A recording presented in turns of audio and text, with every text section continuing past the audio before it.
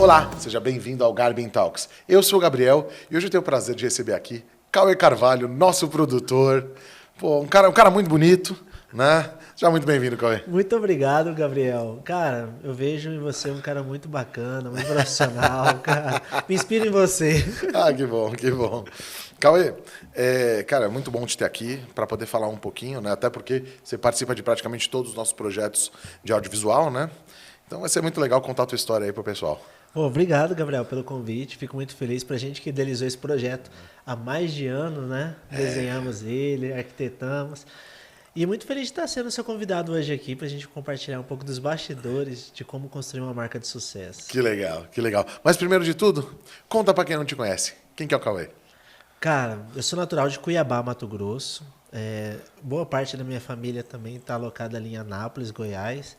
Então eu fui criado bem nesse ambiente familiar, muita gente reunida lá em casa quando vai ter um almoço. No final de semana, normalmente é um almoço para 20 pessoas, né? Porque juntam um de cá, só Que irmãos legal, nós né? somos em quatro. 4? 4 irmãos, Olha só. aí cada filho conseguiu fazer a remessa de mais 3. Então, imagina, qualquer reunião nossa é uma reunião sempre muito bem movimentada.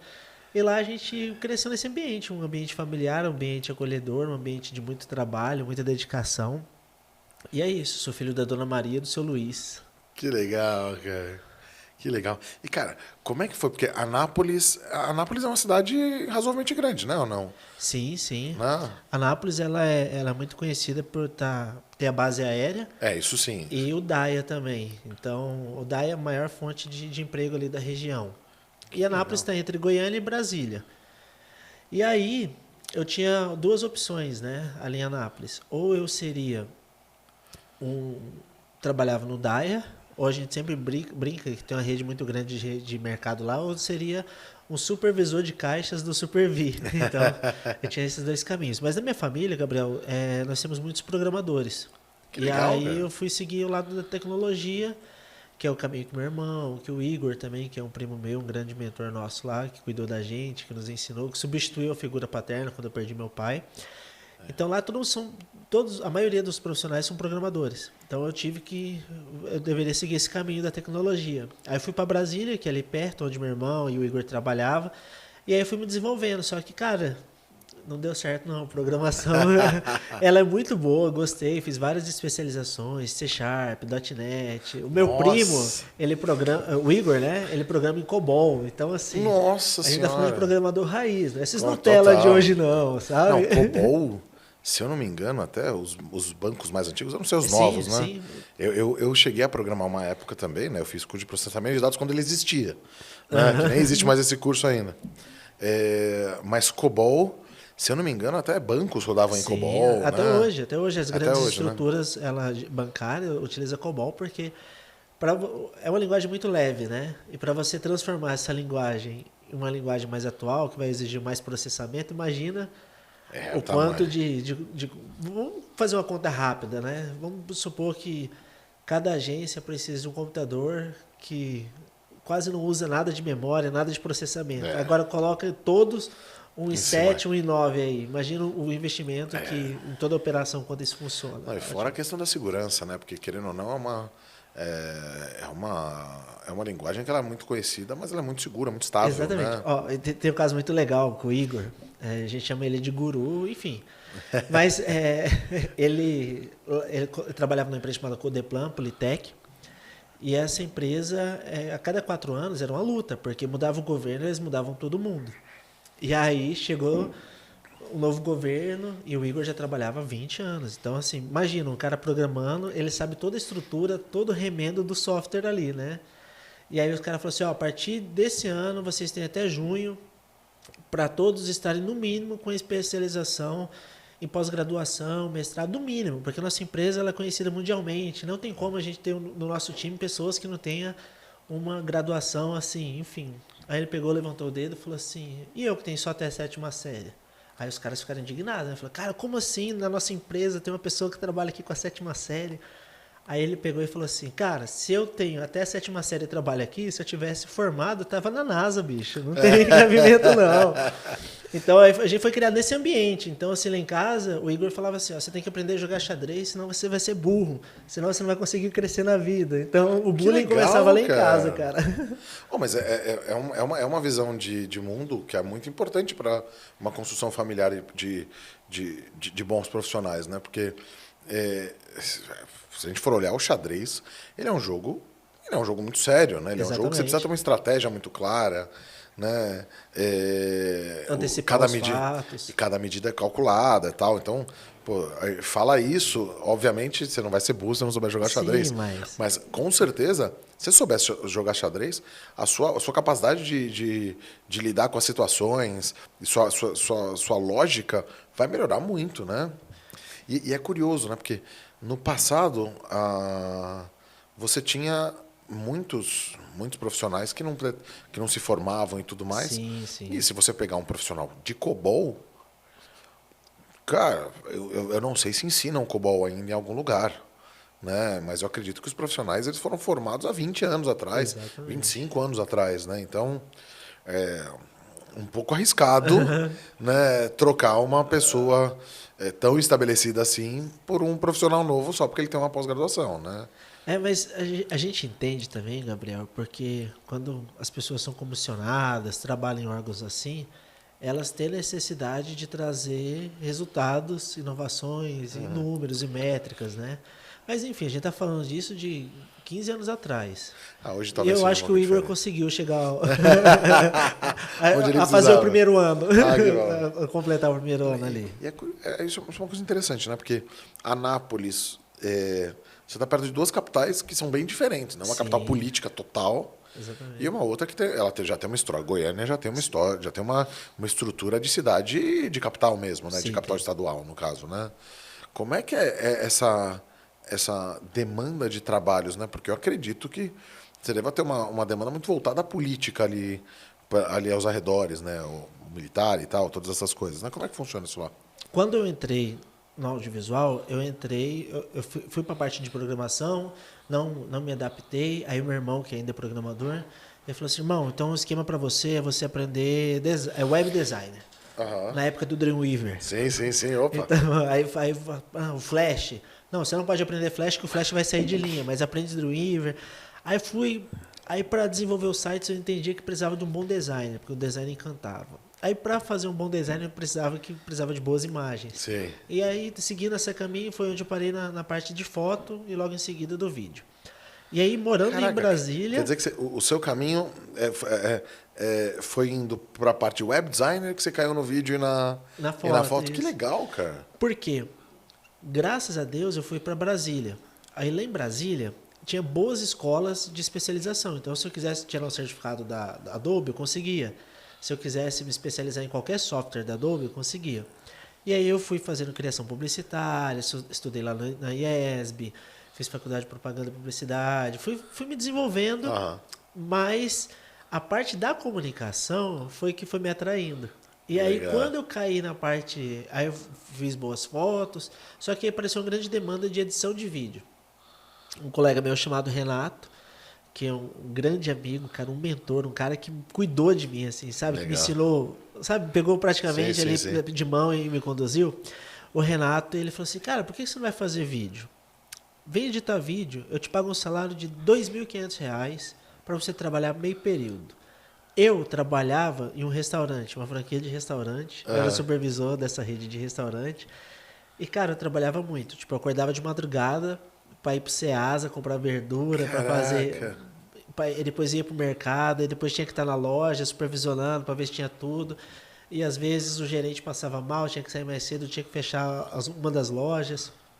Enfim, aí eu falei, cara, mas será? É muito injusto. Eu trabalho aqui tanto, agora eu vou trabalhar só meio período para ganhar 2,5. Não estou acostumado com isso. Sim. E aí foi através do Renato que eu entrei na parte de vídeo.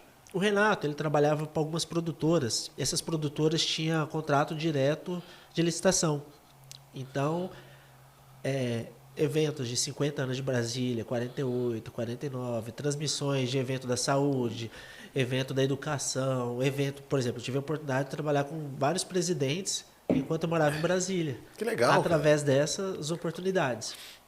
E aí, em um dado momento, trabalhando lá em Brasília, cara, meu pai faleceu, meu pai já havia falecido e eu já estava ausente próximo da minha mãe há muitos anos. Eu falei, cara, tem que estar mais perto da minha mãe, né?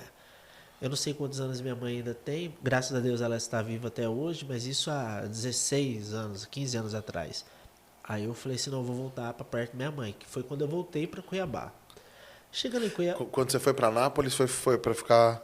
Para trabalhar, para estudar, estava na faixa de 15 anos. Legal. Aí eu peguei e desenvolvi mais uns 7 anos, aí eu desci para Cuiabá. Mas nesse intervalo, para mim era muito normal trabalhar com o presidente da República, trabalhar em grandes eventos, porque eu só tinha experimentado isso dentro do audiovisual. Quando eu cheguei em Cuiabá, aí eu fui procurar serviço de programador. Não tinha programador em Cuiabá. Aí fui procurar de designer. Aí as revistas pagavam muito pouco. Aí eu falei, oxe, eu vou fazer vídeo então. Aí eu mandei alguns currículos para alguns cerimoniais que precisavam, né? Aí quando a mulher viu meu currículo, ela me ligou. Ela falou assim, tá errado, você tá mentindo.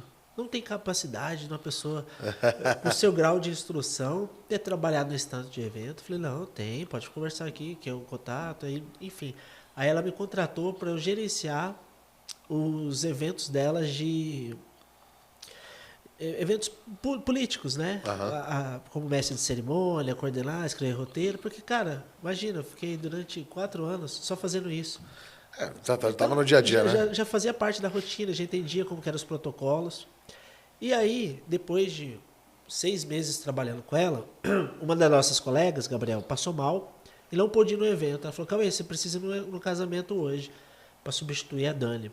Eu falei, claro, vamos sim. Aí fui nesse evento e, cara... eu nunca penso numa família muito simples, de bastante gente, quase não fazia evento, nunca tinha. Eu acho que eu tinha ido nos 2, 3 casamentos da família, que era muito simples. Aí quando eu cheguei, era um evento extremamente luxuoso. Aí as pessoas eram muito bonitas, muito bem vestidas. Eu não estava acostumado a ver aquilo, sabe? Era muito diferente, Gabriel. E logo em seguida, aí ela falou assim, estava um alvoroço lá por conta do beijo. E eu não entendia, mas eu estava lá, eu tinha um roteiro e tal. Mas, cara, era muito simples a minha visão de um evento e de um casamento. Eu não entendia a complexidade que tinha isso. Enfim, aí quando é fé, chega a hora do beijo da noiva. Aí vem um helicóptero e joga pétalas de rosas. Nossa. Um casamento desse não é todo dia que você vai, né? Exatamente. E aí, cara, meus olhos brilhavam, eu fiquei emocionado. Eu falei, meu Deus, isso aqui é muito top, cara. Se eu estivesse filmando aqui, eu faria um vídeo muito foda disso. E aí que eu despertei, cara, a vontade de voltar a filmar. Porque eu já fazia isso em Brasília. Sim. Descobrindo essa nova latente de eventos sociais. E aí eu fui conversar com os colegas da profissão. Você acredita que nenhum me deu chance? Nenhum me deu oportunidade. Nenhum. Aí eu fiquei assim, falei, cara, mas que triste, né, velho? Aí eu falei assim, mas eu tava muito engajado em assumir esse novo papel, em voltar a filmar. E fotografar, porque eu sabia fazer os dois. Aí eu liguei pro Renato, falei, Renato, você não tem trabalho para mim em Brasília, não? Ele falou, tenho. Eu falei, vamos fazer um combinado? Os nossos eventos em Brasília aconteciam de segunda a sexta. Cara, você me contrata durante o dia, eu vou para filmar, e à noite eu edito. Tudo que você tiver de demanda aí, porque eu consigo juntar grana e comprar uma câmera de novo. Aí foi assim, cara, fiquei durante uns 6 meses, indo para Brasília, no sábado, ficava lá editando, tal, conseguia uma folguinha lá na quinta, ou na outra semana, voltava para Cuiabá de ônibus. Eu fiz essa jornada. Quantas horas são? 20, 22 na época, né? Na época a hora era relativa.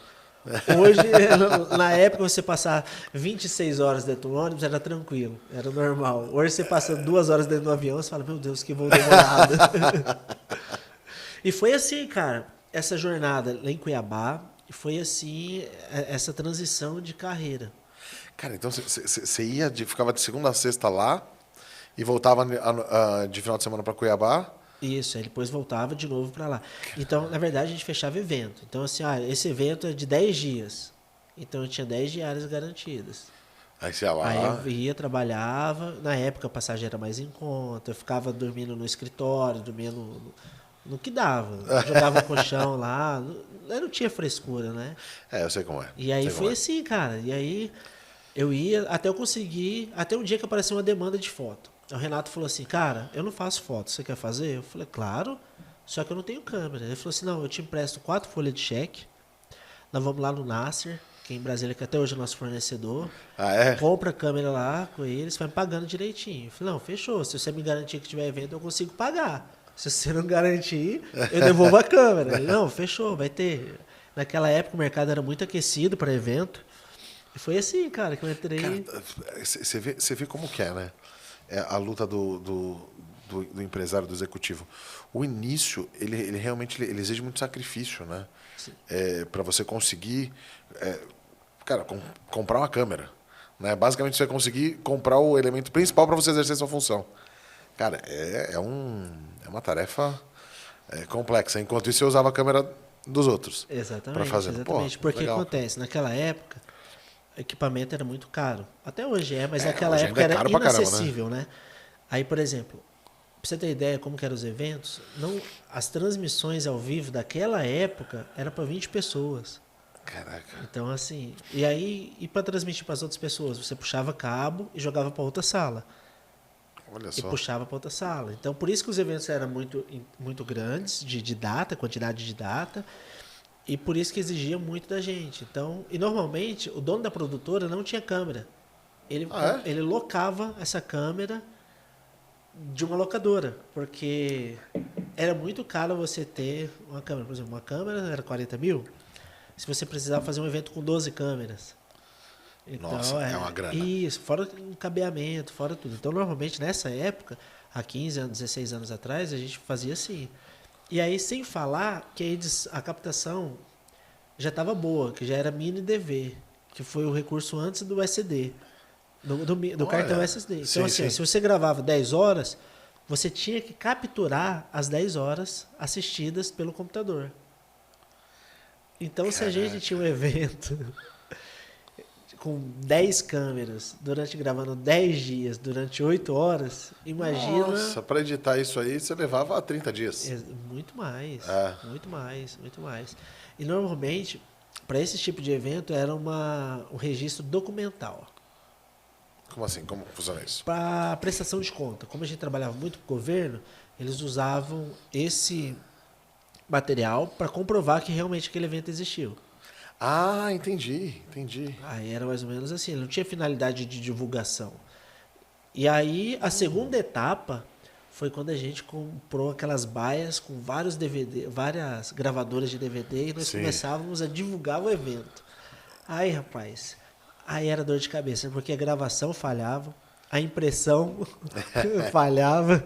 Rapaz, era uma dor de cabeça, um trabalho insano, assim. Então, mas era muito bom. Foi a segunda forma de ganhar dinheiro e atualizando no mercado. Não, e isso faz parte do movimento de mercado, né? Sim. Então, quando, poxa, você estava ainda se descobrindo ali, né? Onde que você ia conseguir... Porque uma coisa é o que você quer fazer. Você quer fazer vídeo. Você quer gravar.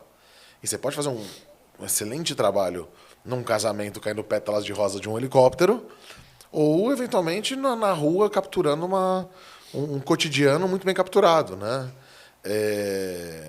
Então, é muito legal ver, falar, pô, espera, eu quero fazer isso aqui, e eu quero fazer isso aqui, eu estou fazendo um bom trabalho. Então dá para eu viver disso. Agora, o que eu tenho que fazer para conseguir viver fazendo isso? Né? Onde que eu tenho que atuar, onde eu posso desenvolver negócio, né? E tudo mais. Então, poxa, é maravilhoso ver isso. E até hoje eu sigo essa mesma metodologia. Eu faço o que tem que ser feito, e eu aprendo a gostar daquele processo, porque eu tenho que fazer de qualquer forma, até eu descobrir uma forma que eu tenha tempo e recursos para fazer o que eu gosto. Legal. E aí acabou, cara, que eu comecei a gostar do que eu faço por obrigação. Por quê? Mais Falei, fácil. cara, eu vou ter que viver isso. Eu vou buscar me especializar em ambientes que eu gosto, de estar próximo de pessoas que eu gosto.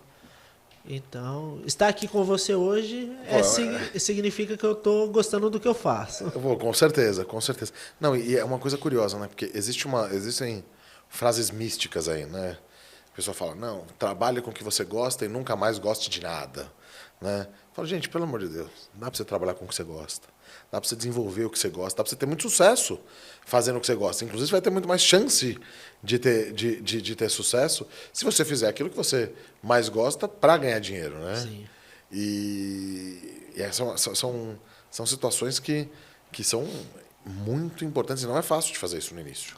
É difícil porque, ainda mais agora nessa geração mais nova, Gabriel, o pessoal tem muita opinião, tem muito gosto, enfim, eles têm um poder de fala muito grande e acaba que eles não aceitam hoje fazer o que tem que ser feito. É, E aí eu concordo com isso você. dificulta muito até o nível de aprendizado.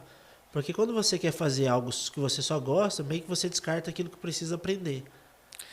É, assim, eu concordo contigo, né? Na verdade, para mim ainda é uma incógnita essa nova geração em alguns quesitos, né? Porque você vê pessoas extremamente bem capacitadas às vezes, mas na sua maioria das vezes você vê uma falta de talvez um pouco de compromisso, né? Até no compromisso de aprender, né? O compromisso de desenvolver essa coisa. E você não vai entrar em nenhuma empresa sendo gerente, bicho.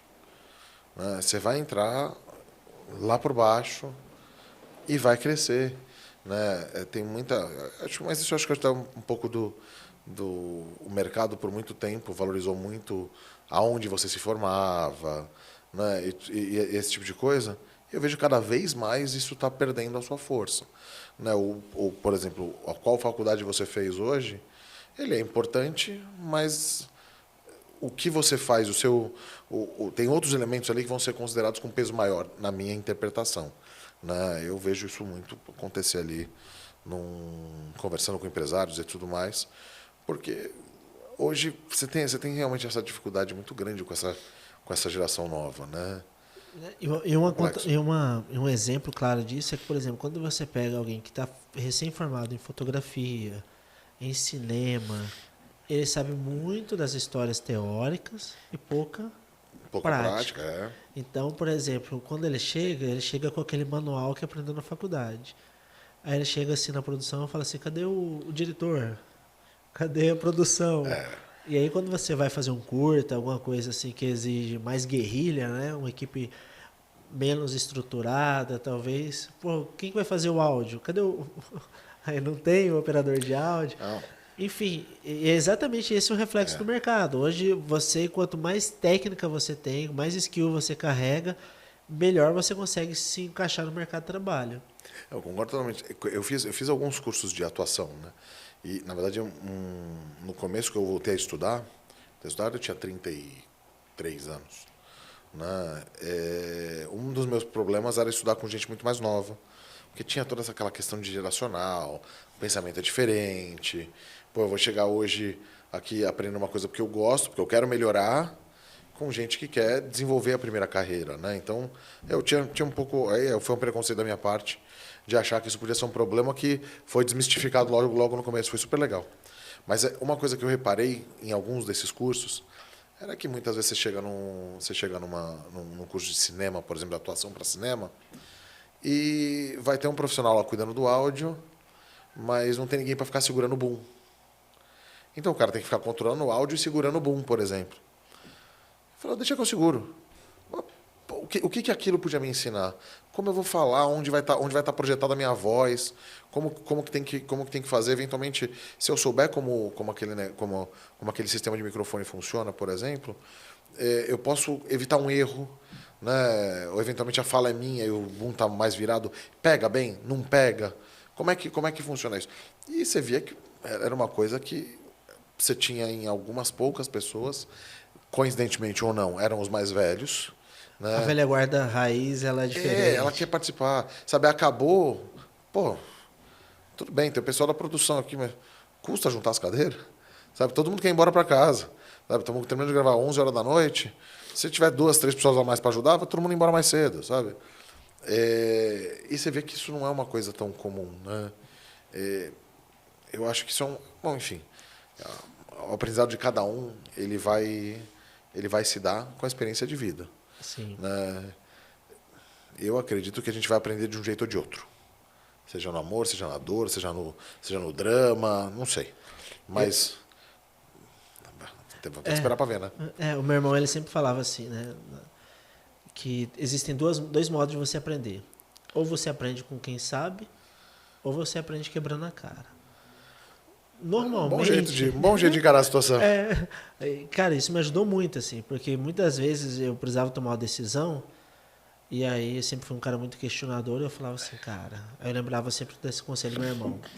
E aí, vou aprender com quem sabe ou quebrando a cara. Algumas vezes eu preferi quebrar a cara. Sim. Mas eu tinha consciência. Eu falei, cara, é assim que eu vou conseguir me desenvolver, é assim que eu vou conseguir ser mais assertivo, é assim que eu vou ter a certeza do que realmente eu quero.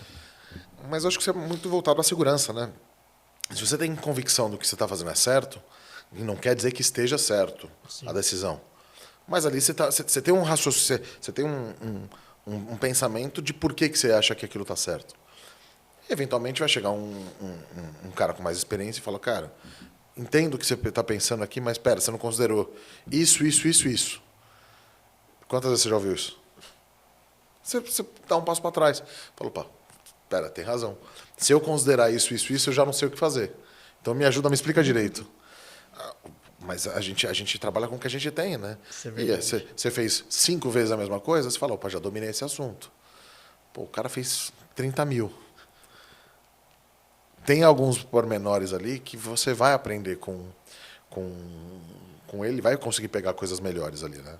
Uma das grandes diferenciais que a gente contava para os clientes quando a gente fazia evento social, casamento, era exatamente isso. Assim, uma das grandes diferenças é que eu já fiz, cara, 500 casamentos. Então, eu já vi padre fazendo isso, já vi pastor fazendo isso, já vi no evento assim, já vi acontecendo. Então, o meu poder de resposta pelo repertório que eu tenho é muito grande. Sim. De evitar um problema causado por terceiro. Então, o poder de antecipação é muito grande. Então, assim, eu acho que só por isso você deveria me contratar. Assim, tem uma frase que é muito clara, né? Se você acha que um profissional custa caro, espera até você contratar um amador. Né? Porque é verdade. Se você é óbvio que a gente tem nossos limites, principalmente como empresário, você tem parâmetros que você tem que seguir. Você não pode gastar mais do que a empresa ganha e tudo mais. Tem que ter um equilíbrio muito bom. Agora, isso não quer dizer que você vai querer pagar mal as pessoas só para pagar mais barato. Não faz sentido, né? Sim. Isso aí, quando você está contratando um outro... E todo mundo já teve essa experiência de contratar um amador. E é muito... É duro. E nós vemos muito isso na prática, Gabriel, que é o seguinte. Às vezes, por exemplo, para produção de vídeo, aí você tem um valor X lá, que é o que você pode. E aí surgiu a oportunidade de você fechar com um fulano X, o Y, que ele é um valor bem abaixo. Fala, poxa, se eu economizar aqui, vai dar para juntar ali, dá para juntar ali. Quando você faz isso, mas você tem parâmetros que protejam você, que reservam você, cara, ok. Mas quando você só pensa no dinheiro e não faz essa avaliação técnica, é muito ruim.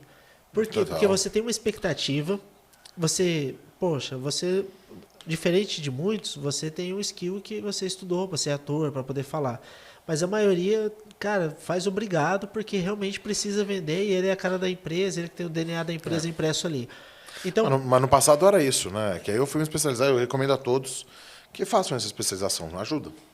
Não, ajuda bastante. Isso deu um choque muito grande, que eu falei assim, caraca, mano, olha só, o Gabriel tinha que apresentar os vídeos, fez curso para ator, depois ele precisava fazer a locução, fez curso de locução. Aí nós abrimos um projeto, gente, que vai sair logo menos, que onde nós vamos colocar o Gabriel para cozinhar. Isso aí é aí o Gabriel. Esse é 2026, 2027, né? Ainda aí o Gabriel e o Gabriel entra para a parte da cozinha, vai estudar, vai aprender como cozinhar. Enfim, só que acontece, o cara pensa às vezes no investimento dele, somente financeiro, Gabriel, e ele esquece o tempo do trabalho, ele esquece a energia que ele coloca, e ele esquece o tempo de recuperação da frustração. Então, por exemplo, ele tinha lá, não, eu vou gastar 2 horas para gravar. Aí chega lá, talvez o profissional atrase, grave, Ele tá num Aí, dia ruim. Pode estar num dia ruim e gaguejou muito. isso, aí às vezes o material, o cara não entrega o material, o cara perde o material. Né? Você acompanha nós aqui, a Renata também, a gente sempre fala nos protocolos. Fala, Renata, precisamos de HD. Renata, precisamos de Não, fazer. mas isso eu te coloco pelo lado mercantil da coisa mesmo. Né? A gente é constantemente assediado por outras empresas de áudio e vídeo. E, se a gente for olhar só para preço, para montar um orçamento, se a gente não for olhar para o todo que está para entrega, para parceria, né? Você fala, poxa, eu vou trazer gente aqui que eu não conheço, que eu não confio, pô, vou ter que deixar um funcionário com os caras o tempo inteiro. Entendeu? Aí depois o cara me quebra um produto, né? Me bate na porta de um forno, entendeu? Me risca um fogão, por exemplo, sem querer. A pessoa não está acostumada com produtos tão delicados. E geralmente você vai pegar as luzes, por exemplo, que são os equipamentos mais pesados, você tem lá aquelas estruturas metálicas para você colocar, para montar. Se eu não trouxer uma pessoa que tenha conexão com a gente, que tenha envolvimento, que se preocupe com, o nosso, com a gente, isso também tem que entrar na conta. Isso também tem que entrar na conta e não só valor. Né? Você tem que ter uma coisa equilibrada para você poder fazer cada vez mais, né? A maior quantidade que você conseguir, e o que você precisa, mas dentro de valores reais. Né? Não adianta você querer falar, poxa, eu vou dar um exemplo claro. Quando a gente começou, tinha um amigo meu que ele é publicitário, etc., e ele falou, não, pô, eu faço isso aí no celular, é muito mais barato. Eu falei, cara, a gente já até fez alguns pilotos antes, lembra? Você se chegou a lembrar? Sim. A gente chegou a fazer uns pilotos, a gente achou que a qualidade não estava suficiente. Né? E aí ele falou qual que é a diferença, o que vai melhorar disso? Ele mandou um vídeo dele. E eu mandei um nosso, que tinha acabado de sair. Não sei se você vai lembrar aquele das duas adegas grandes que tinham, que ficou ótimo aquele vídeo. Eu falei, cara, tá aqui a diferença. O cara falou, puta, realmente tem uma diferença muito grande. Só que o quanto isso vai impactar o consumidor? E vai impactar muito. Né? Isso tem a ver com o quanto a empresa se preocupa em entregar para o cliente final um material de qualidade que ele consiga visualizar exatamente o que vai estar na casa dele. Né? O quanto ela se entrega para valorizar o produto, aí no caso para a fábrica. Né? E o quanto você tem pessoas envolvidas para desenvolver um material de primeira linha, né? De primeira qualidade. Você não pode ser uma empresa que se considera uma empresa de primeira linha se você entrega um material de segunda. Poxa, aí fica um pouco mais complicado para você querer ter. Eu quero que o meu cliente me valorize, mas eu estou valorizando ele, eu tenho que valorizar igual. Cara, você descreveu assim da melhor forma possível, cara, porque a imagem conta muito. E quando a gente fala de imagem, não é só da qualidade técnica, é do todo. Sim. Do todo, do seu produto, do seu acabamento, da sua entrega, do seu atendimento, da sua abordagem, da forma que você apresenta o seu material, da forma que o seu cliente recebe o seu material. Então, e muitas das pessoas, assim, pela facilidade do celular, cara, o celular é muito bom, mas o celular, ele é para uma comunicação informal. Ele foi feito, eu falo pro pessoal assim, cara, tudo bem, a imagem do celular, ela é boa. Se você usar um microfone, igual a gente indicou, ele é bom, mas ele é para um conteúdo diário, um conteúdo de 24 horas, que você usa e apaga e faz. Ele também, eu acho que tem que ser usado para uma abordagem menos formal. É uma mais Assim, humana, né? Isso, Né? extremamente humanizada. Muita gente faz a caixinha de perguntas. Poxa, tá com alguma dúvida no produto? Quer saber mais sobre essa forno de pizza? Me pergunta o que você quiser. E para isso faz todo sentido, né? Exatamente. Mas eu concordo para ti, você fazer um material de produto. E aí eu não digo nem só produto físico, viu, gente? Até falando de. Muita gente faz produto. O produto da pessoa, às vezes, é ela mesma. Exatamente. Né? Para o influenciador e etc. Ele precisa valorizar o produto se ele quer ser valorizado. E outra coisa, essa primeira qualidade, ela já filtra o perfil do cliente que você vai comunicar. Eu também acho. Se você faz uma comunicação muito simples, você atrai uma compreensão muito simples. Se você traz uma produção mais requintada, mais refinada, você atrai um cliente mais refinado. É automático. É automático. Eu vou dizer até, eu não usaria nem a palavra refinado, eu usaria a palavra de qualidade mesmo, porque, por exemplo, muitas vezes você vai ter um produto que ele nem é tão refinado assim, mas ele tem que ter uma qualidade. Por exemplo, a gente faz os vídeos dos fornos de pizza. Né? Eles são produtos que eles têm a sua qualidade, eles são de um produto de altíssimo padrão, mas eles são para um momento despojado. Né? Eles são para um momento de curtição com amigos, com família, etc., na hora de fazer pizza. Né? Então, assim, você tem talvez menos requinte, mas a qualidade tem que estar lá. Você tem que conseguir ver aquela pizza sendo feita. Né? E transmitir a essência daquele momento, né? Você tem um forno de pizza Através napolitana, você precisa dar água na boca para quem está assistindo. Não, para com isso. Vamos trocar de assunto. Vamos trocar de assunto. Vamos trocar de assunto. É sexta, Rê? Sexta-feira. Sexta-feira gravaremos forno. Quando sair esse podcast, a gente já vai ter saído os vídeos. Vai ter vídeo de forno Oni para todo mundo ver. Massa. Gente, adora gravar esses vídeos. Isso é verdade, né? Infelizmente, eu não gosto muito da minha profissão, nem como eu atuo, mas... e me diz uma coisa. A parte de áudio e vídeo, como ela entrou, é ótimo. Mas como é que foi essa de Cuiabá para São Paulo? Porque de Cuiabá para Brasília já é um caminho, né, grande. Embora Cuiabá seja uma cidade grande. Né? Foi de Anápolis para Brasília. De Anápolis para Brasília? Aí de Brasília eu voltei para Cuiabá. Tá, então de Anápolis para Brasília. Aí de Cuiabá, São Paulo. Cuiabá, São Paulo. Como é que foi isso, cara? Cara, foi interessante, porque eu morava em Cuiabá e aí eu estava andando pela cidade e aí, cara, eu vi que estava mudando todos os semáforos da cidade. Aí eu falei, oxe, isso aqui não deve ser barato não, trocar um semáforo deve ser caro. Aí eu falei, deixa eu pesquisar aqui no Google, eu joguei, aí tava lá assim, escândalo de licitação, troca de semáforo. Aí eu fui ver, eu falei, caraca, mano, era muita grana, papo de muitos milhões.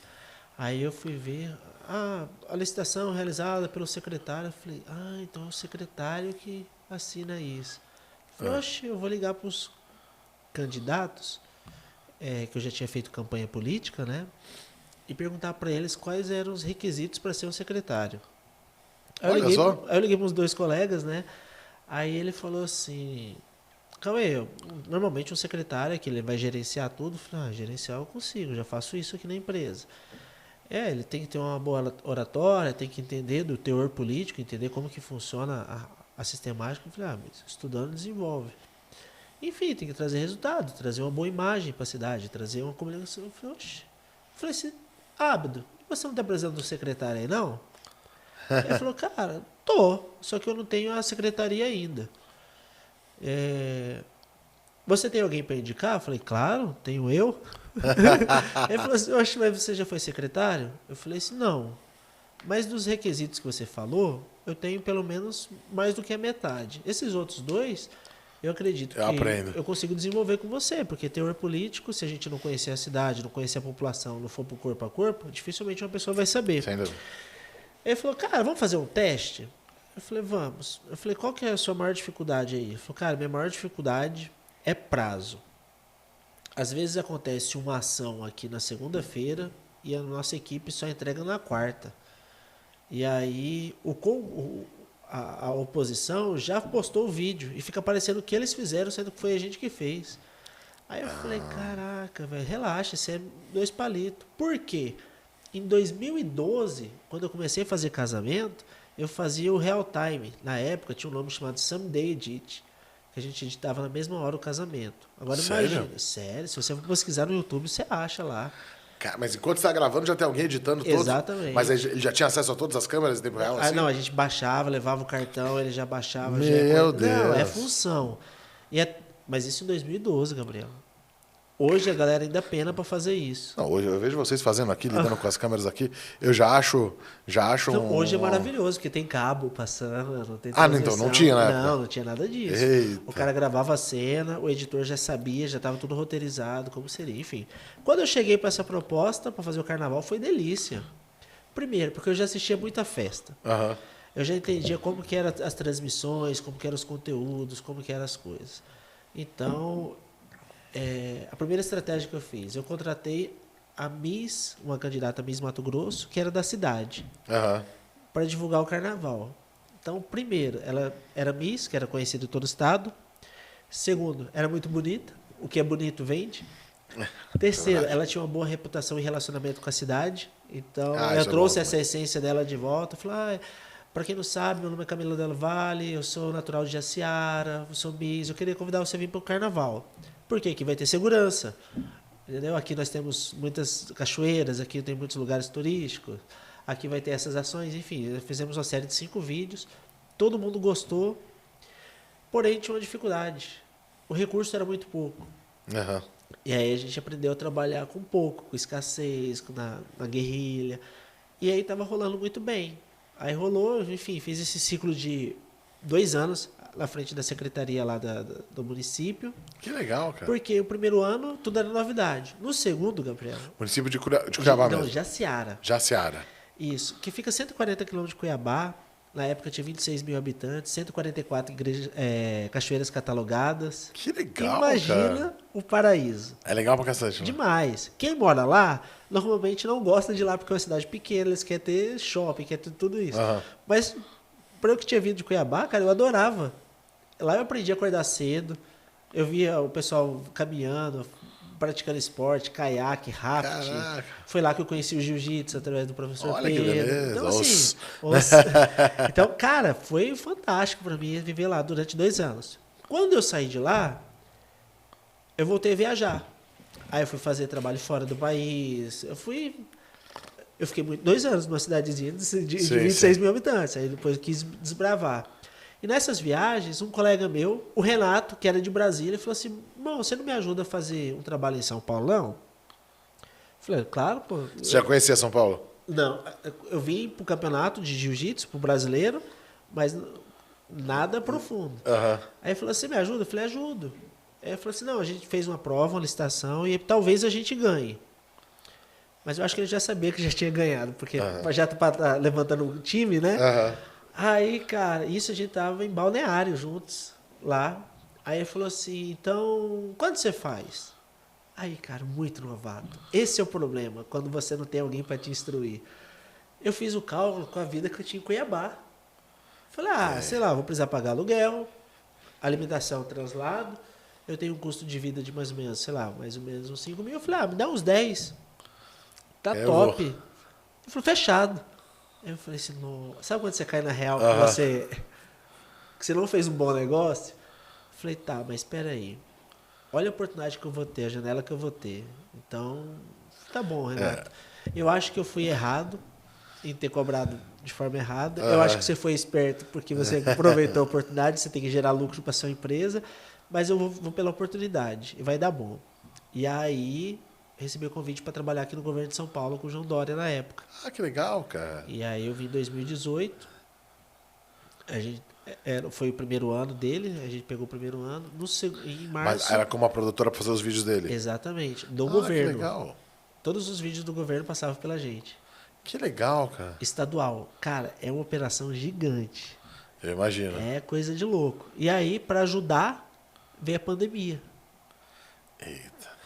E aí, a primeira live do Brasil de Covid foi a gente que fez lá pelo governo. Aqueles vídeos em casa. Aqueles vídeos no Palácio dos Bandeirantes, era vocês que fizeram? Exatamente. Aquela estrutura do Palácio dos Bandeirantes, ela foi montada em 2 dias. Caraca. Não tinha Covid. Aí descobrimos o Covid, em 2 dias o centro de contenção do Covid já estava pronto. Olha só, cara. E aí, logo em seguida, começou a operação das lives diárias sobre atualização. Enfim, cara, João Dória... Não, isso é uma coisa que tem que pegar, tem que dar um destaque, porque gostasse ou não do Dória, isso é uma questão para quem estiver em casa. Mas que a apresentação, ela era midiática, ele era um vídeo muito bem feito, a luz estava sempre muito bem feita, a estrutura muito bem feita, goste ou não do que estavam falando. Né? Exatamente. Mas o que a gente está falando aqui, a gente está falando da estrutura, da qualidade visual da coisa. Sim. E era realmente impecável, era muito bom. Foi surreal. Aí beleza, vim para São Paulo. Aí no comecinho, aí eu sentei na mesa lá para reunião com um monte de gente. Sabe aquelas reuniões que dá medo, assim, com 35 pessoas numa mesa gigante? Nem sabia que tinha mesa para tanta gente. Aí tá eu aqui do lado do Renato, o Renato aqui. Aí o cara pergunta assim, qual a maior dor que você tem hoje? Aí ele falou assim, cara, nós temos um problema aqui que às vezes nós fazemos uma ação e ela demora 2, 3 dias para ser publicada. Aí eu olhei pro Renato e falei, cara, isso daí eu já passei, isso daí é de letra pra gente tirar, a gente resolve isso fácil. Eu falei, sério, vamos diminuir a equipe, me paga mais, isso eu consigo fazer. Cara, e aí foi. Aí só que acontece, eu entendi outros games. Quanto mais você entrega, mais as pessoas querem. Isso foi muito bom, cara, porque isso ajudou eu a crescer e evoluir demais. Então, nesses 2 anos que eu fiquei também no governo de São Paulo, cara, eu evoluí muito em agilidade, em entrega, em precisão, de entender velocidade, entender o time. E hoje, muitas das pessoas, elas perdem isso, sabe? Porque isso em 2019, em 2012, eu oferecia Já isso. tinha isso. Né? 2017, 2018 pela prefeitura, 2019 aqui pelo governo de São Paulo. E hoje está mais real isso. Sim. Não, é curioso, né? Porque quando a gente fala, pô, o governo do estado de São Paulo, a gente está falando do segundo maior recurso da União, né? O primeiro é o federal, o segundo é do estado, se não me falha a memória. Cara, é muito diferente do que trabalhar em Iraí, né? Não, Anápolis. Qual que é a outra cidadezinha? Cuiabá. Não, Jaciara. Desculpa. Jaciara. É um cenário bem diferente, acredito eu. Cara, demais. Das duas, né? Não, e outra coisa. Goste ou não, cara, o Dória é impecável, cara. Sapato É arrumado. mesmo? Cara, o cara entrava, chegava cedo, saía quase meia-noite do palácio, o cabelo impecável, mano. Não, ele sempre foi A imagem... uma pessoa muito apresentável, isso, né? Com mas tudo, olha, né? eu não tinha noção disso. Sabe quando você não tem noção do que é uma boa apresentação, Sim. de uma pessoa representar com uma imagem algo que ela fala? Sim. E aí eu aprendi muito sobre isso. E hoje a gente traz muito isso para o nosso cliente. Mas foi algo que foi subliminar, não foi algo que foi explícito. Sim. Nunca ninguém fez igual os gurus da internet. Hoje você tem que se vestir assim, você tem que usar assim, tem que fazer assim. Então, sabe quando você olha para algo, Gabriel, e você fala, cara, o que tem ali, cara, que a imagem transmite confiança, que transmite segurança? Depois de anos, a ficha cai, que você percebe que no caso era a apresentação. Aí você via que a apresentação dele, a apresentação do serviço que oferecia, os relatórios, a importância de você prestar um relatório. Realmente. Então, O momento, né? O momento, ele era um momento muito, muito dramático, né? Então, eu te digo com bastante tranquilidade, falando aí acho que eu posso falar por 100% dos meus amigos empresários, assim, dos que eu conheço, pelo menos. Todo mundo estava com muito medo da situação. Porque não tinha o que fazer. Você não tem... Nada te preparou para aquilo na vida inteira. Né? Opa, pera. Então, a partir de amanhã, eu não posso andar na rua. A partir de amanhã, eu não posso abrir minha empresa. Né? Eu não posso ir num horário X no mercado porque vai estar lotado. Né? Eu tenho que usar... Então, assim, todo esse jeito de se lidar, ainda com medo de... Como é que vai ficar minha empresa? Como é que vai ficar meus negócios? Será que eu vou ter que mandar a gente embora? Será que eu não vou? Mexe muito com a cabeça. Será que eu vou voltar a vender? Na hora que a gente foi para casa, eu falei, eu vou dormir, porque eu não sei o que fazer. E aí você começa, um amigo indica outro, e querendo ou não, os grandes ali, né, do mercado... Chegou uma hora que a gente começou a ver eles falando nas mídias sociais. Eu falei, cara, esse cara tá igual eu. Você fala, pô, o cara que tem 600 mercados, ele tá pensando a mesma coisa que eu. Então eu não sou tão errado assim. Então talvez o que eu precise ver é tentar enxergar o que vai acontecer. Né? E, obviamente, para cada área isso foi acontecendo, né? De forma isolada, buscando as suas oportunidades. Né? Eu lembro, quanta gente começou a vender coisa, gente que nem sabia que conseguia vender, né? Fazer doce, vender marmita para entregar, né? Foi o jeito que a gente aprendeu, né? E aí, algo que aconteceu também é que, logo após o governo, eu queria desassociar minha imagem à política. Esse é um ponto importante. Foi muito bom, foi muito ensino, mas é muito ruim você ter sua imagem associada ao político no Brasil. Talvez fora seja legal, mas aqui no Brasil não foi uma boa experiência. Pelo que eu ouço, é que assim, quando você está atrelado, cada um tem a sua preferência. E está tudo certo. Na democracia, você tem a sua preferência, você escolhe, seja feliz com ela. Algum dia a gente pode até tomar uma cerveja e debater sobre isso. Mas o que acontece é que hoje a gente está tendo um São Paulo e Corinthians, né, em toda a situação. Pior, Corinthians e Palmeiras. Eu sou São Paulino, então. Mas assim, o que você está tendo é uma disputa de futebol, é uma guerra velada que não existe. Né? Então, assim, Eu não conheço ninguém que quer que o país quebre. Eu conheço gente que pensa de um jeito para o país melhorar e de gente que pensa de outro. Eu até acredito que um lado tem mais sucesso do que o outro, tá? Mas quem sou eu para dizer que o outro está errado? Enfim. Então, quando a gente atrela publicamente o nosso nome a um candidato político, ou a um partido político, ou alguma coisa assim, a gente fica marcado para viver essa realidade. Então, principalmente rostos, né? Quando você coloca teu rosto ali para falar, você tem os exemplos claros aí de varejistas que se identificaram com partidos políticos e hoje acredito que eles não vão conseguir se desvincular, né? Não sei nem se eles querem também, até porque cada um vai ter, eles escolheram aquilo, então eles vão ter que se adaptar àquilo. Ele vai ter que falar daquilo o tempo inteiro, o outro, enfim. Agora imagina eu, que trabalhei com 2 presidentes, o governador do Mato Grosso, o prefeito de Jaciara e o governador de São Paulo.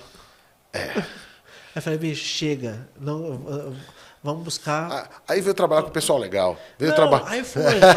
Aí qual que era o meu interesse? Era associar a minha imagem a grandes marcas. Por exemplo, meu sonho era trabalhar, sei lá, com a Red Bull, sabe? Com o Monster. Legal. Sabe aqueles rolês de muita adrenalina, Sim, emoção, pá. Só que eu não consegui encontrar um meio de ter acesso a essas grandes produções. Aqui no Brasil, eu acredito que essas produções elas acabam ficando lá fora, né? Não, ainda tem um mercado muito grande aqui no Brasil. Eu não sabia. Só que é difícil o acesso. Aí eu falei, se é difícil por difícil, eu vou entrar no outro caminho, que vai ser na moda. Que também é muito difícil. Sim. Foi muito bom, foi muito massa, foi uma experiência incrível fazer muita produção de moda, conseguir trabalhar com muita influência, trabalhar com muita marca, muita artista. Cara, foi muito massa. Só que acontece, eu ainda sou um menino do Mato Grosso. Ainda fui criado no Goiás, entendeu? Então, assim, eu entendi que, cara, é muito massa, é muito legal. Muitas pessoas vão se desenvolver, se desenvolvem e ganham muita grana com isso. Mas eu gosto, Gabriel, é do simples. Sim. Eu gosto de compartilhar a sua dor, a sua dificuldade, encontrar uma solução para você, entendeu? Você também consegue fazer isso dentro para grandes marcas. Sim. Mas eu queria ter o meu filho, eu queria ter o meu estúdio a 3 quadras de casa, eu queria que a escola do meu moleque fosse a 1 quadra. E, poxa, eu viajava muito, cara, fazia muita coisa, muito tempo, muita viagem, muito tempo de aeroporto. Eu queria ter mais vivência em casa, acompanhar mais a rotina com o Miguel, porque eu não consegui fazer isso nem com a Maia, nem com a Juju. Então eu falei, cara, vou ter que mudar a rota. Foi nessas mudanças que eu voltei pro varejo, que eu voltei pro influência ainda, que lida direto com a marca. E a gente ainda continua sendo responsável por essa construção de imagem. Não, conheceu a empresa que você ficou feliz depois, né? Gente, por vou falar uma favor. coisa pra vocês. Muda a vida, né? É que vocês estão aqui no perfil. Vocês conhecem a marca. Mas se você é meu amigo e não conhece, você tem que acessar centergarbin.com.br. Isso aí. Porque, cara, é top. E aí o que acontece? Por toda essa reputação, Gabriel, que fui construindo, Deus me abençoou que eu consegui encontrar grandes marcas, grandes parceiros, grandes empresas que eu consiga associar a minha imagem, que tenha o mesmo DNA que eu tenho, que são pessoas sérias, pessoas que cumprem o que fala, que é preocupado com a entrega do cliente. Sim. Aí eu falei, cara, é isso. É esse tipo de coisa que eu quero associar a minha imagem, sabe? E é essa jornada que a gente tem 2 anos que tá mais trilhando. até, né? 3. Mais, deve ter 3 para 4, acho já. Exatamente. E hoje é muito bom olhar no nosso portfólio e ver os nossos clientes, cara. Porra, que alegria que eu tenho, Gabriel. Cara, ter você como meu cliente, ter bons médicos, cara, bons cirurgiões plásticos. Bom, você vê até os influencers que vocês atendem também, porque a palavra influencer é uma palavra muito... Enfim, você tem do A ao Z ali, né? Das mais distintas áreas, né? Mas você vê que mesmo assim, você ainda está com uma galera bem refinada, uma galera que preza pela imagem pública de um jeito diferente, né? É muito legal ver essa construção. A gente ter feito parte também, né? Porque a gente faz vídeo faz bastante tempo.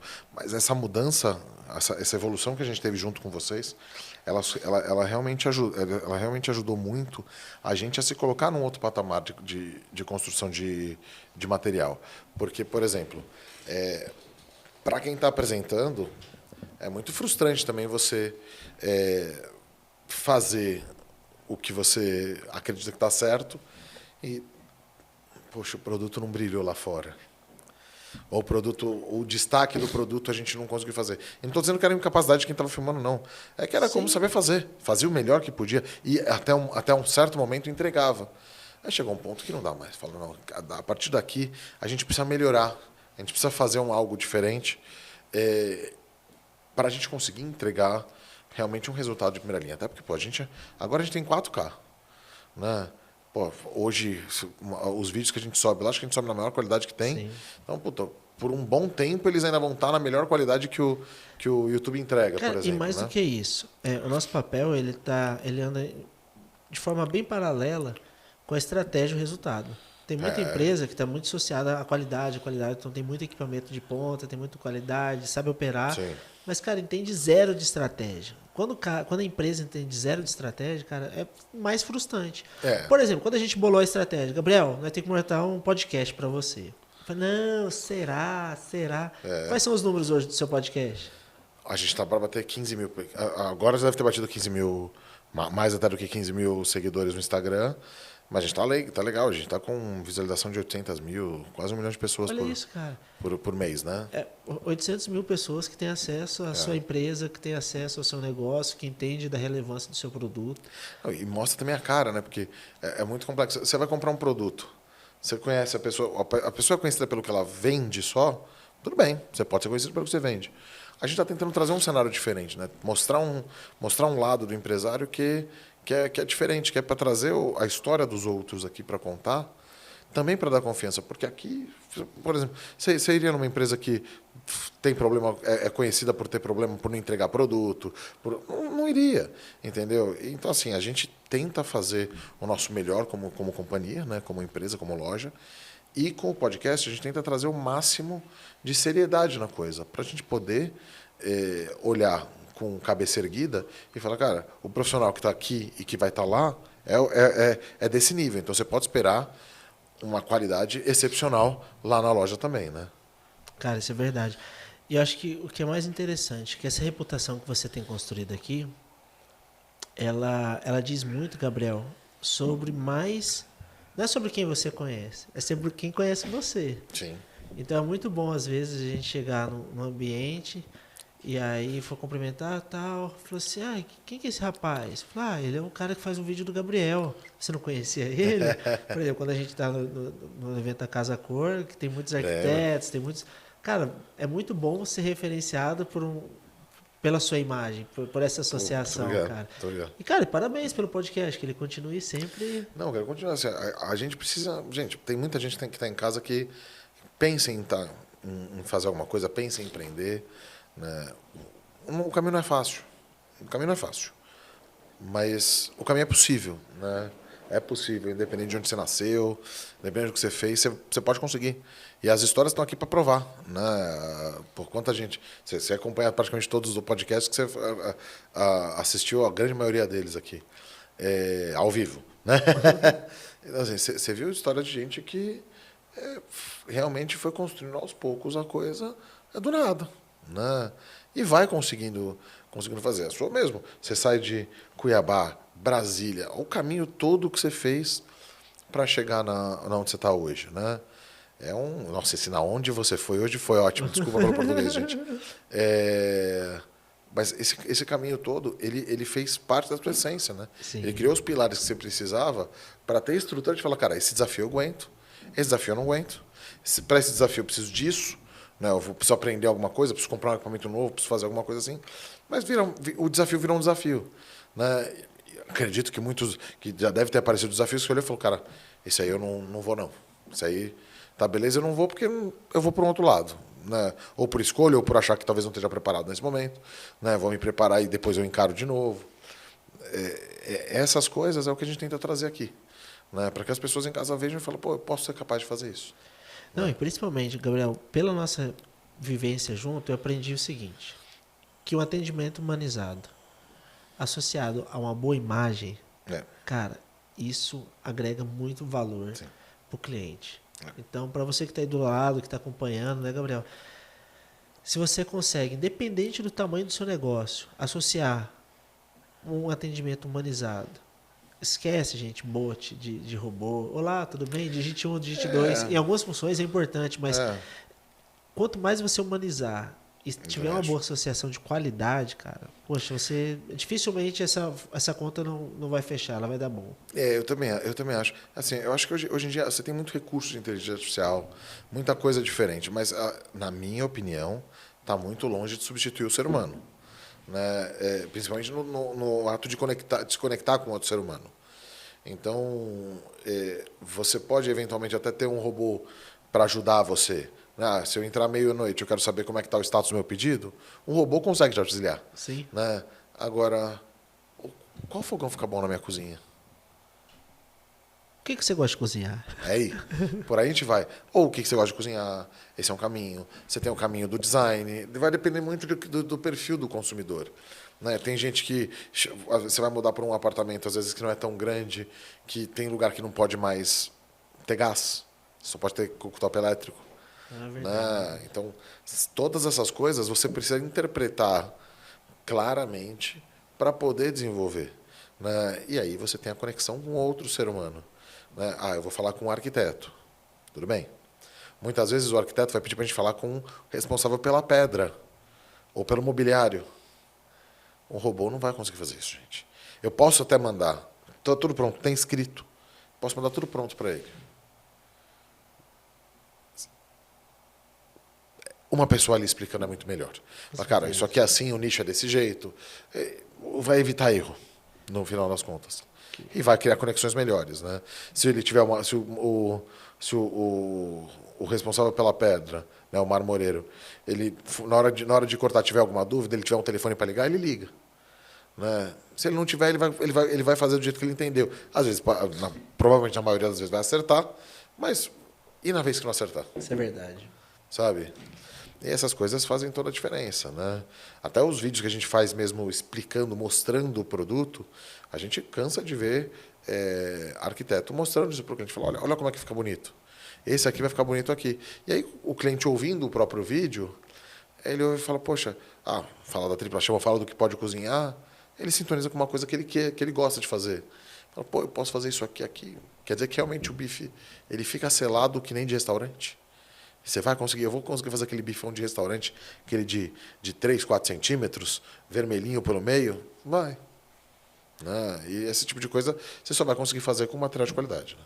Não, e outra coisa, quando você vai assistir um vídeo que a imagem tá boa, mas o áudio tá ruim, cara, que horrível. Ou vice-versa, às vezes o áudio tá bom, mas a imagem não tá boa. Enfim, vocês dão um show lá nesse crivo aí de fazer a qualidade, porque, cara, eu já aprendi a cozinhar vendo os vídeos que eu gravo. E agora, você lembra que no final do ano eu fui para Anápolis, na casa da minha mãe, e eu falei, Gabriel, o que tá tendo de líquido aí? Eu lembro. Porque a gente tá mobiliando aqui. E, cara, logo em seguida você trouxe o arquiteto aqui no podcast. E, cara, ele falou tudo que eu passei lá no desenvolvimento do projeto. E, cara, graças a Deus, né, a gente tem um bom ciclo social. E aí, a Miss, que é lá de Cuiabá, que é uma arquiteta incrível, desenhou o projeto da cozinha da minha mãe, da casa da minha mãe. Que legal, cara. Aí foi show. Aí o que minha mãe faz? Minha mãe tem 74 anos, é uma pessoa muito paciente, tranquila. Ela foi lá e mandou o cara colocar o fogão sem olhar o projeto. Ai, que pena. Aí, quando minha mãe ligou, falou assim, o cara tá vindo aqui. Eu falei, pra quê, mãe? A senhora deu o projeto pra ele? Eu falei, não, o cara é bom. O senhor Joaquim aqui do bairro, ele já colocou fogão de todo mundo aqui da região. Eu falei, mãe, mas é porque no projeto você vai ver que tem um espaçamento. Porque se ele colocar o fogão muito perto da geladeira, você não vai conseguir colocar uma panela grande. Que quando a senhora for, me liga. Aí ela me ligou na hora, cara. Viu o projeto, deu certo. Graças a Deus. Mas, cara, tudo isso por influência dos conteúdos que a gente cria, Gabriel. Sim. Extremamente informativo. Não, isso vai. A ideia é colocando, né? A gente sabe que tem. Muitas vezes as fábricas usam os nossos vídeos para dar treinamento para os seus funcionários. Né? Então, assim, isso já aconteceu algumas vezes de eu chegar num fabricante, né? E tá lá conversando, a pessoa, oi, tudo bem, Gabriel? Tudo bem, tudo bem. Às vezes você passou pela pessoa, acontece. Você conhece a pessoa, até conversou rapidamente com a pessoa e não lembra dela. Acontece às vezes. né? Eu comentei, falei, conheço. Falei, não, cara, acabou de chegar. Ela ficou o dia inteiro assistindo seus vídeos aqui, assistiu de ponta a ponta os vídeos nossos, produtos, os vídeos concorrentes e tudo mais, para aprender um pouquinho do negócio. Falei, pô, que bom, E cara, o que melhor bom é que a que tá linguagem ajudando. lá é Né? muito assertiva para o consumidor final. Então, o Sim. cara da empresa ele vai conseguir explicar de forma muito mais simples enfim, pro contratante. Total. Não, e principalmente por isso, né? Porque a fábrica, ela tem um papel. Né? A comunicação do vídeo da fábrica, ele é um tipo de comunicação. A comunicação do vídeo da loja, ele é diferente. Né? A gente pega um produto que já tem as suas capacidades construídas, né? E vamos colocar ele para o consumidor na prática. Né? Isso é uma coisa que geralmente a fábrica acaba tendo que posicionar o produto dela junto com os demais do mercado. Né? Então, você está falando de uma qualidade de acabamento, uma qualidade disso, uma qualidade daquilo, etc. Muitas delas vão ser citadas também pela gente. Não é que vai inventar nada, não vai inventar nada porque não tem que inventar, mas a aplicação disso muda. Né? Uma coisa é eu pegar, por exemplo, um projeto, um fogão, vamos usar o exemplo do fogão, e definir ele como esse fogão está preparado para o Brasil. Outra coisa é eu pegar 4, 5 arquitetos que trabalham com a gente, com a experiência deles colocando a coisa, e falar, cara, é por isso que esse fogão aqui tá bom. Ele precisa ser instalado dessa maneira. A gente tem que aplicar ele nessa situação, desse jeito. Vamos instalar sem os pés, com os pés, embutido no móvel, sem embutir, no meio do nada, com cor. Enfim, você tem toda uma série de coisas que você vai aprendendo no campo, que muitas vezes a fábrica ela vai pegar esse feedback a cada 2, 3 meses quando a gente tem reunião grande. Né? Que aí uma loja ou outra, eu mesmo sempre levanto para falar, mas a gente lá está aprendendo dia a dia, direto com o consumidor final, que é quem paga a conta. Né? Exatamente. E o legal, Gabriel, é a gente entender onde esse consumidor está. Porque para cada rede social, para cada plataforma, a gente vai comunicar de uma forma. Para o YouTube, a gente comunica de uma Sem forma. dúvida. Para o Instagram é outra. Para o TikTok é outra. Não, Enfim. e o video commerce, que é uma coisa nova que a gente tem agora, é uma coisa muito diferente, porque você vai estar vendendo o produto no próprio site. Né? Ele até pode parecer estruturalmente o vídeo do Instagram, do Reels ou do Shorts, por exemplo, mas ele é um vídeo que ele comunica diferente, ele comunica com quem está no site, com quem está vendo o produto.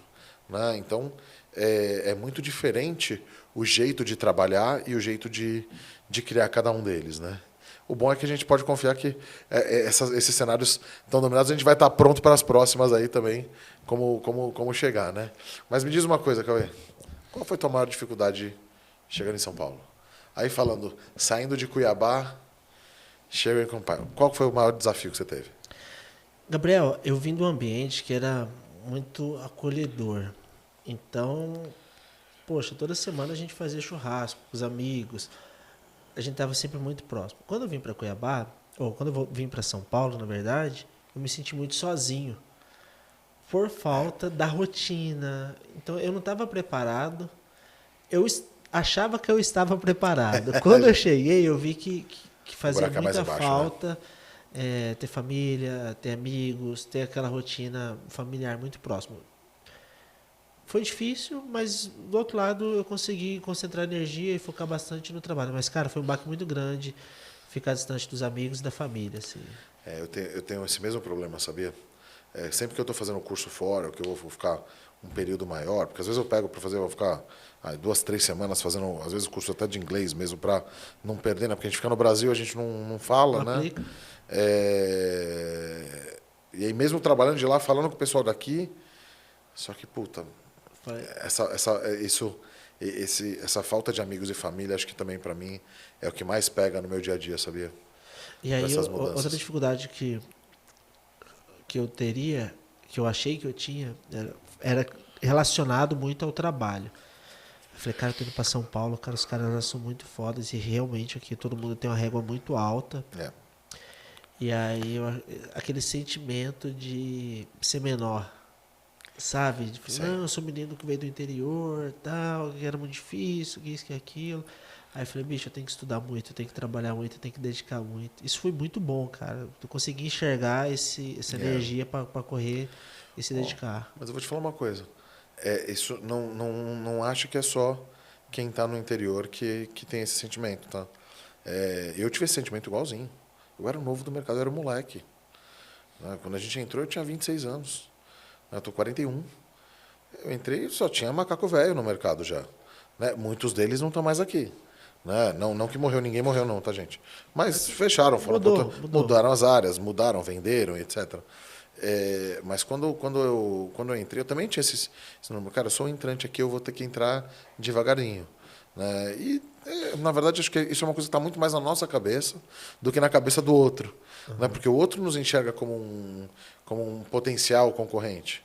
Né? Hoje, por exemplo, você vê um concorrente seu chegando, você não vai achar e falar, esse cara é pequenininho. Você falou, esse cara ele é um potencial concorrente meu aqui. Eu preciso ter atenção ali. Né? E ver o que ele é bom, eventualmente até me inspirar em algumas coisas e tal. Mas esse sentimento que o empreendedor tem quando ele começa uma coisa, ou quando ele vai fazer uma mudança, não é incomum, não. É normal. É normal você entrar e achar, falar, cara, será que eu estou pronto para isso? Será que eu sou bom o bastante? Será que o cliente vai querer comprar de mim? Será que o cliente vai ver meu valor? Não, isso é bom porque faz a gente correr mais, né, cara? Melhorar mais. Se a gente parar de correr, a água bate na bunda e leva a gente embora. Não dá. Né? Esses pontos são muito complexos. E me diz uma outra coisa. O que você diria para o rapaz do interior, para o fotógrafo, para o cara que gosta de brincar com vídeo e que quer tocar isso na vida? O que você diria para esse garoto? Né? Para o Cauê do passado? Imagem importa. Legal. Qualidade também. Por quê? Quando eu comecei, eu achava que ser técnico era o suficiente. E, cara, hoje eu vejo que eu perdi muitas, ou deixei de ter muitas oportunidades, porque eu era só técnico.